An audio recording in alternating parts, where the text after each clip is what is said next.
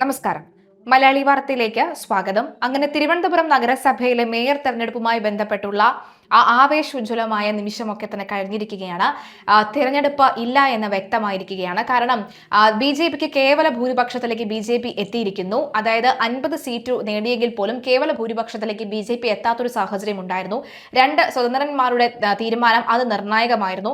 അതുകൊണ്ട് തന്നെ 2 സ്വതന്ത്രന്മാർ എങ്ങനെയായിരിക്കും തീരുമാനമെടുക്കുക എന്ന കാര്യമായിരുന്നു പ്രധാനമായും ഉണ്ടായത്. പാറ്റൂർ രാധാകൃഷ്ണൻ BJPയോടൊപ്പം പോയിരിക്കുകയാണ്. കാരണം അദ്ദേഹം പറഞ്ഞതുപോലെ തന്നെ തനിക്ക് വികസനമാണ് വേണ്ടത്. അതുകൊണ്ട് തന്നെ ഭരണത്തിരിക്കാൻ അർഹരായിട്ടുള്ളവർ, അതായത് ഈ CPM-ന്റെയും കോൺഗ്രസിന്റെയും ഭരണ മികവില്ലായ്മയും ഒക്കെ തന്നെ നമ്മൾ കണ്ടതാണ്. BJP വരട്ടെ, BJPയുടെ തീരുമാനം വരട്ടെ. അങ്ങനെ പാറ്റൂർ രാധാകൃഷ്ണന്റെ ഒറ്റ തീരുമാനത്തിന്മേലാണ് തെരഞ്ഞെടുപ്പ് എന്നൊരു ആശയം മേയർ തെരഞ്ഞെടുപ്പിലേക്ക് പോകാതെ VV രാജേഷ് തിരുവനന്തപുരം മേയറായും ഇപ്പോൾ അധികാരമേൽക്കും. അല്പസമയത്തിനകം ഈ അധികാര കൈമാറ്റം ഉണ്ടാകും. എന്താണ് മുഖ്യമന്ത്രി പിണറായി വിജയൻ VV രാജേഷിനെ ഫോണിൽ വിളിച്ച് ആശംസകൾ നേരുകയും ഒക്കെ ചെയ്തിരുന്നു.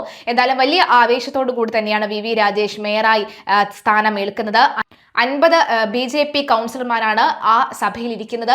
എന്തായാലും വലിയ ആവേശത്തിലും വലിയ പ്രതീക്ഷയിലുമാണ് ജനങ്ങൾ BJP അധികാരത്തിലെത്തിയത്. എന്തായാലും BJP തീർച്ചയായും, അതായത് കേരളത്തിന് തല BJP പിടിച്ചിരിക്കുകയാണ്. ഇനി ഉടൽ പിടിക്കാൻ അധിക നാളുകളില്ല എന്ന് വ്യക്തമാകുന്നു. BJP തീർച്ചയായിട്ടും വികസനങ്ങൾ കൃത്യമായി തന്നെ കാണിക്കണം, കൊണ്ടുവരണം. അതായത് VV രാജേഷ് പറഞ്ഞ ആശയങ്ങൾ ഇതൊക്കെയാണ്. ഒരു മെഡിക്കൽ ടൂറിസവും ഒപ്പം അതുപോലെ തന്നെ പിലിഗ്രിം ടൂറിസവും. അതായത് തിരുവനന്തപുരം നഗരസഭയെ സംബന്ധിച്ചിടത്തോളം, തിരുവനന്തപുരം നഗരത്തെ സംബന്ധിച്ചിടത്തോളം ഏറ്റവും അടുത്ത റെയിൽവേ സ്റ്റേഷൻ, എയർപോർട്ട് ഇവയെല്ലാം തന്നെ അടുത്താണ്. ഒപ്പം വളരെ പ്രധാനപ്പെട്ട ക്ഷേത്രങ്ങളും ഒക്കെ തന്നെ ഇതിന് ചുറ്റുവട്ടത്താണ്.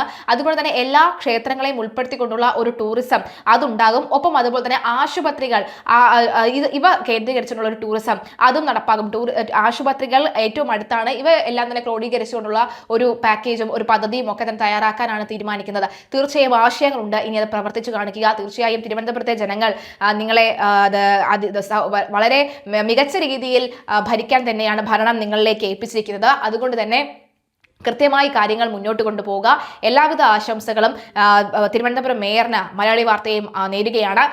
ഒപ്പം അതുപോലെ തന്നെ ഇപ്പോൾ ചില രസകരമായ സംഭവവികാസങ്ങൾ നഗരസഭയിൽ നടക്കുകയാണ്.